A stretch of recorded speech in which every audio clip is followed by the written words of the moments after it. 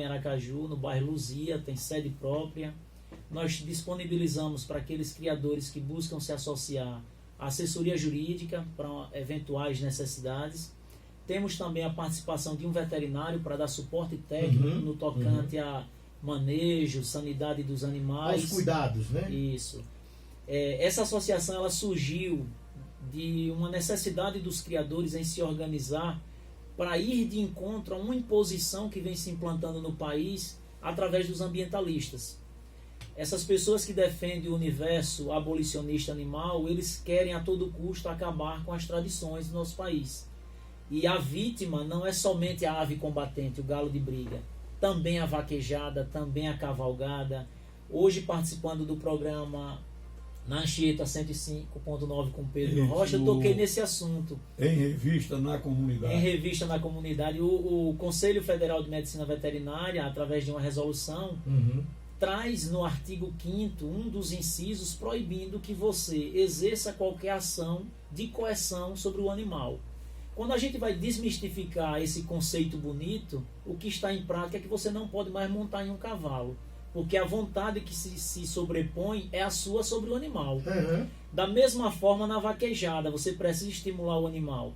Então a gente resolveu se organizar, se aprofundar para conhecer o nosso esporte e levar informação aos criadores para que eles, de forma organizada, consigam assegurar o que está na Constituição, no tocante à manutenção, preservação e conservação dessa espécie.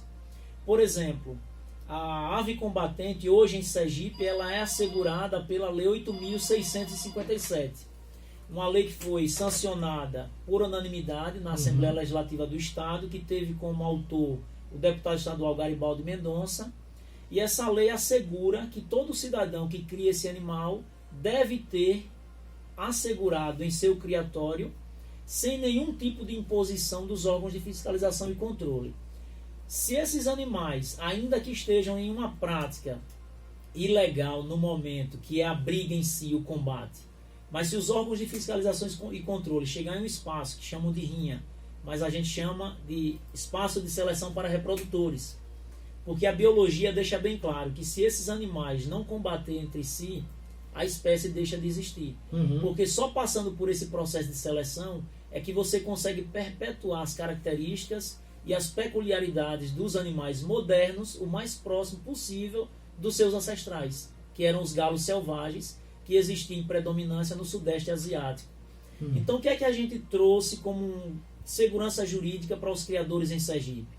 O artigo 3º da lei estadual, ele é bem claro. Se o Estado fizer a apreensão desses animais e não tendo aonde destinar os mesmos, o proprietário tem que ficar na condição de fiel depositário. Isso chama... Ou seja, volta para o proprietário. Volta para o proprietário. O dono fica como responsável. Esse artigo causou uma insatisfação dos ambientalistas de Sergipe. Em particular, na deputada Kitty Lima, que defende essa bandeira. Em uma audiência realizada na 10ª Promotoria do Meio Ambiente em Aracaju, com o Dr. Eduardo Matos, um assessor da deputada ficou encarregado de identificar 2 ONGs para receber esses animais. E até hoje essas ONGs não surgiram. Inclusive, o nosso advogado peticionou no Ministério Público pedindo uma explicação e foi comprovado que esses órgãos foram oficializados, mas não apresentaram. Então, muitas vezes o que acontece é uma publicidade através de uma bandeira que dá voto, mas ninguém está preocupado na realidade com o bem-estar do animal. Porque se assim o fizessem, as aves não seriam sacrificadas. E antes do advento da lei estadual, todos os animais que eram apreendidos pela polícia, pelo IBAMA ou pela ADEMA eram sacrificados. E um dos destinos era o Parque dos Falcões. Quando a lei diz que esses animais não podem ser sacrificados, salvo se você fizer um exame do animal e comprovar que ele está anabolizado ou fazendo uso de alguma medicação proibida. O que nunca aconteceu. Na realidade, o que existia contra os avicultores esportivos era puro preconceito. Muita gente, como você mesmo mencionou, poucas pessoas conhecem a segurança jurídica que assegura essa ave. Principalmente essa parte assim, vai ter uma briga, vamos ali com a rinha, né? Hoje vai ter briga. Essa parte de anabolizante, as pessoas ainda usam nos galos? Nunca usaram isso aí. Não existe esse tipo de... Não, isso é uma criação de narrativas. que acontece com aqueles que rivalizam com esse esporte. O que acontece é o seguinte, algumas pessoas não compreenderam que a gente vive em um universo plural. Você tem um gosto e você não pode induzir o outro a gostar da mesma coisa que você. Você tem que aprender a conviver em harmonia com os diferentes. Então, assim, o avicultor esportivo, ele não convida um ambientalista para frequentar o ambiente dele.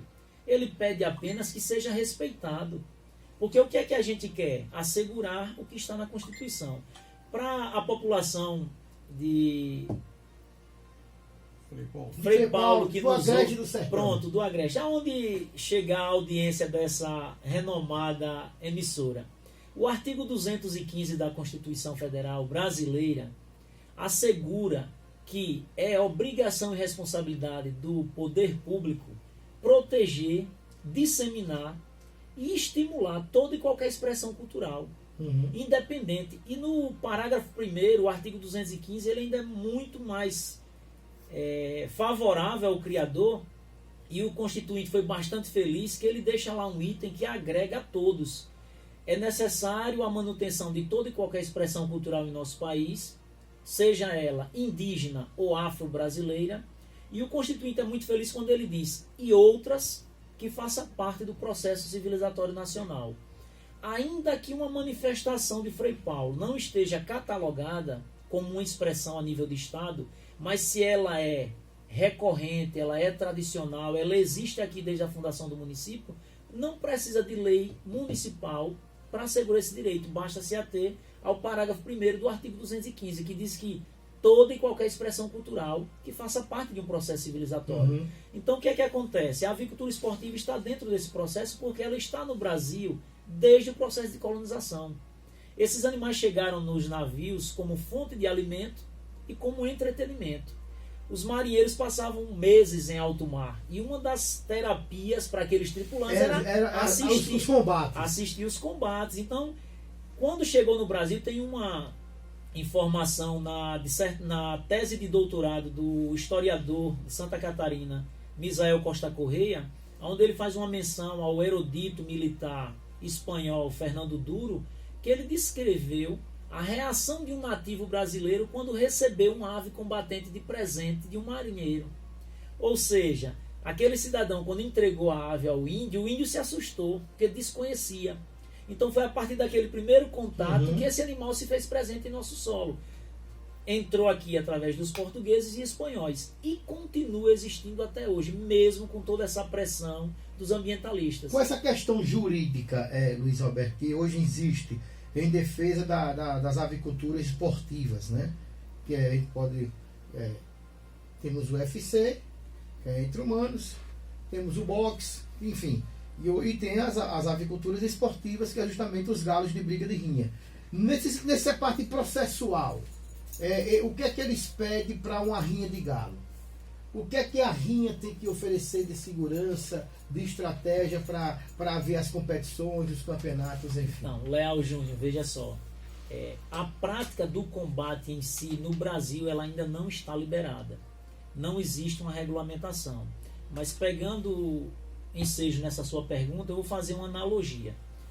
O UFC existe danos físicos do mesmo jeito, justamente, por isso sangramento, por isso e se houver um conceito de agressividade, é muito mais real e presente do que entre os animais. E o pior, que a luta só termina quando um dos adversários está desacordado. Pronto, você chegou onde eu queria sobre a avicultura esportiva. Esses animais, diferente do homem, que luta por desejo financeiro, a gente sabe que todo atleta hoje que quer entrar em um UFC é porque ele é muito bem remunerado. Se ele quer ir para um Bellator, é porque existe uma remuneração que lhe ascende socialmente em decorrência do poder aquisitivo que você passa. E muito grande, por sinal. Pronto, então, o que é que diferencia o UFC da avicultura esportiva? A regulamentação e o poder político. Infelizmente, a avicultura esportiva ela é vista por uma grande parcela da população como um esporte marginal. Só pratica a avicultura esportiva as pessoas que estão à margem da sociedade. Quando, na realidade, não é isso que acontece. Existem pessoas com um alto grau de intelectualidade inserido no galismo. Existem pessoas de destaque dentro de setores governamentais que são simpáticos a esses eventos. O problema é que a bandeira ambientalista ela é tão forte e rotula você ao ponto de provocar medo nessas personalidades de se expor. Porque quando você se expõe, eles vão aproveitar a sua apresentação, a sua imagem pública para tentar lhe desconstruir através de uma imposição de narrativa, como na decisão do próprio Supremo, quando cassou a DIN, Pedro, do Rio de Janeiro, que o nosso grande jurista, o Aires de Brito, para mim foi infeliz, porque ele disse que quem cultua essa prática esportiva é bárbaro. Não levou em consideração que existe um gosto, existe a pluralidade em um universo social.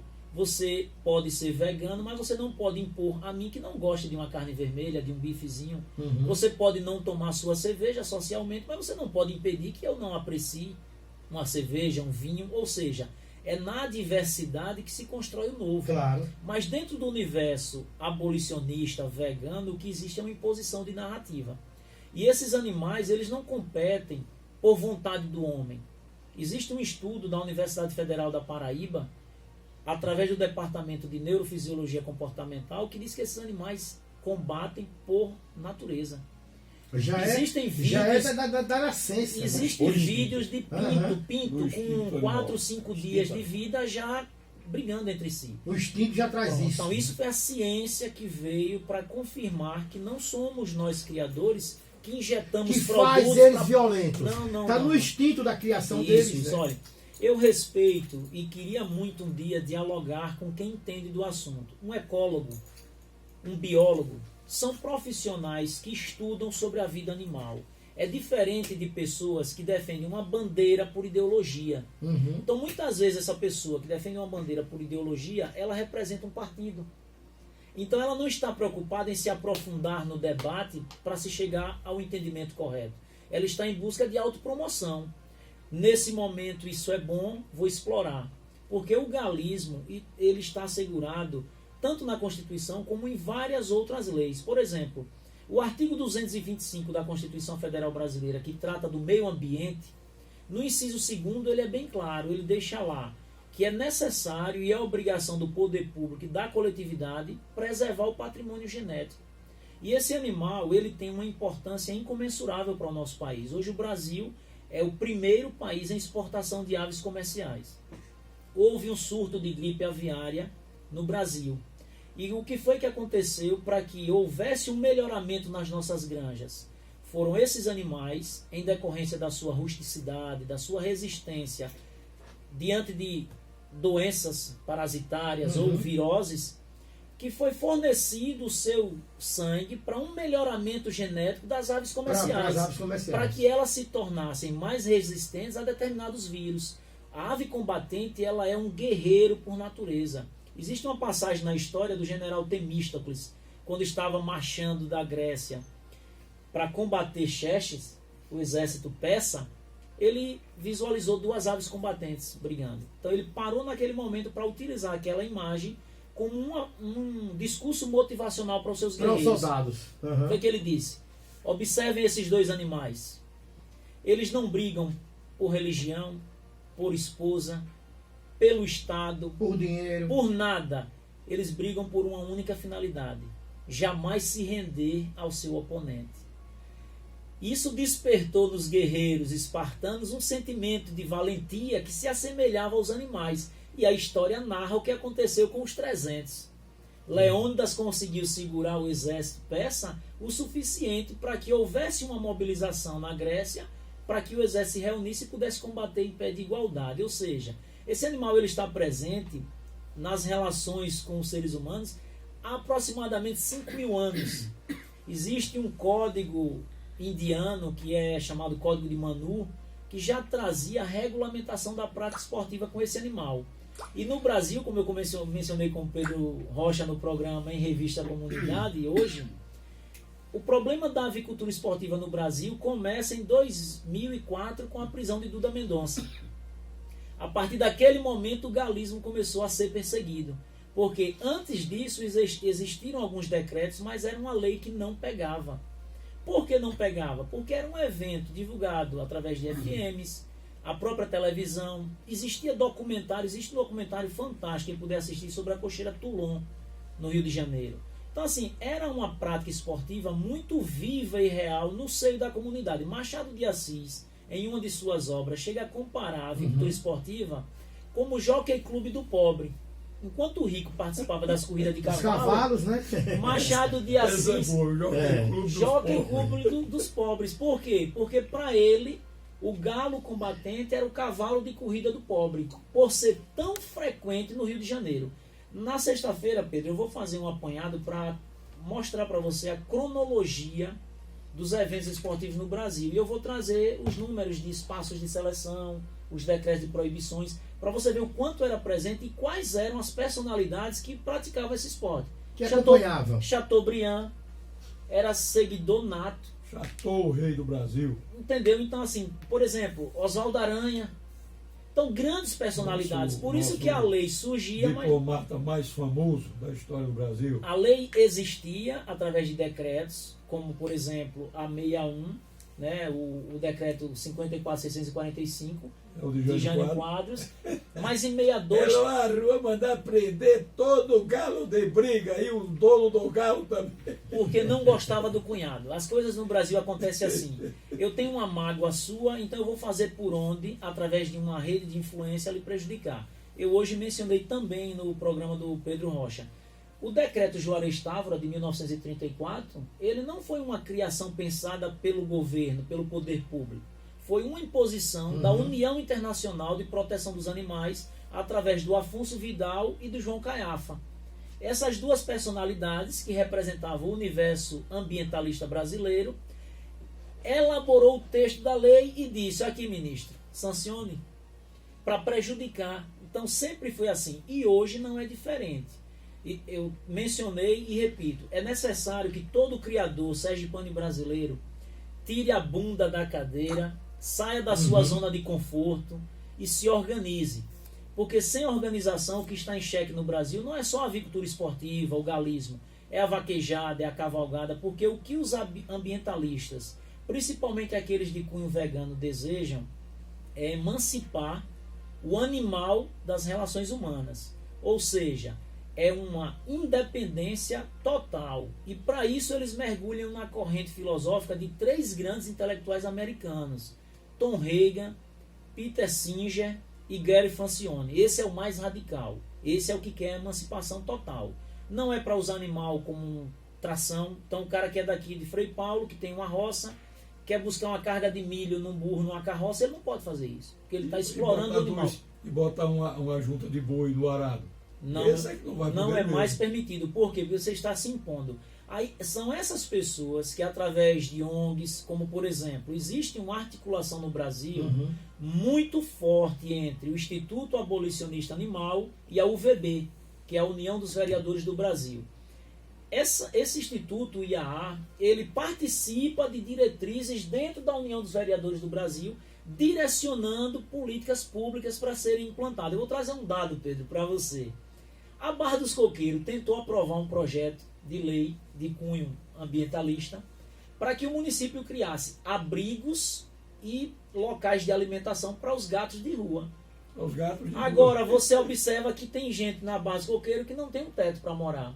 Aí o vereador não faz um projeto para erradicar as casas de taipa, para dar lar a todo mundo, mas está preocupado com... Fizeram o contrário. Nós tínhamos no Estado de Sergipe um projeto de erradicação das casas de taipa. Na época do governador João Alves. Montado pela senadora Maria do Carmo, é verdade. Quando secretária de Ação Social.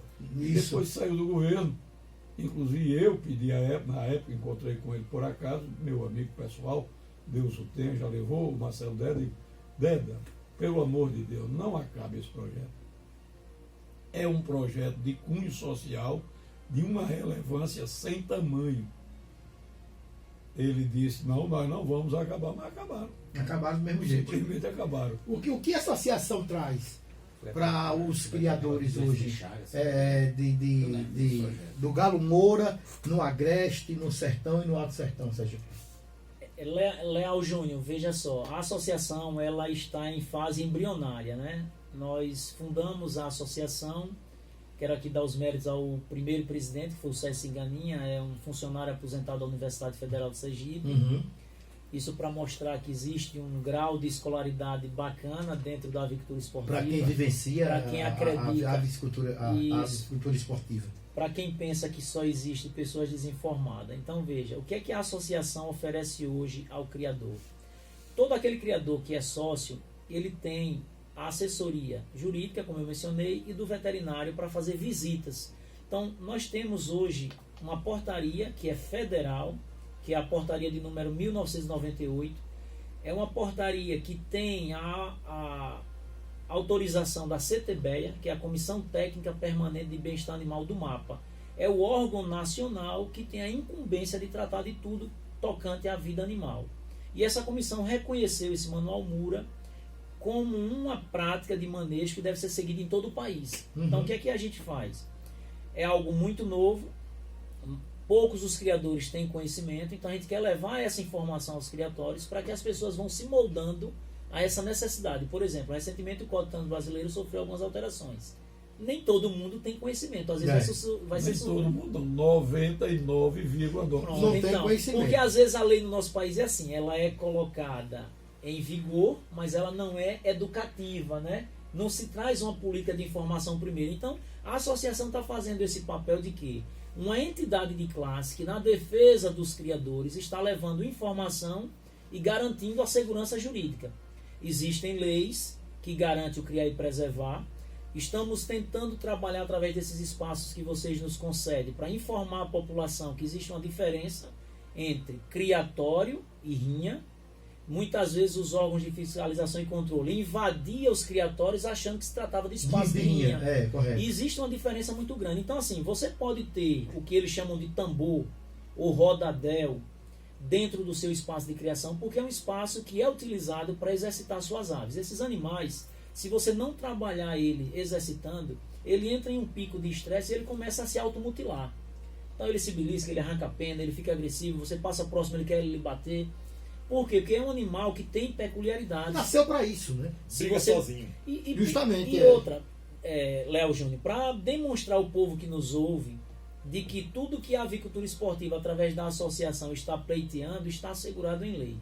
Uma das 5 liberdades animal que o Conselho Federal de Medicina Veterinária acolheu, que é um direcionamento da veterinária mundial, é de que para que o animal viva bem, ele tem que estar dentro de 5 critérios. Eu vou ler para não errar. Primeiro item, o animal precisa estar livre da fome e da sede. Certo. É o essencial, né? Segundo item, livre do desconforto. Terceiro item, livre da dor e da doença. Quarto item, livre do medo e do estresse. E o quinto e último item, livre para expressar o seu comportamento na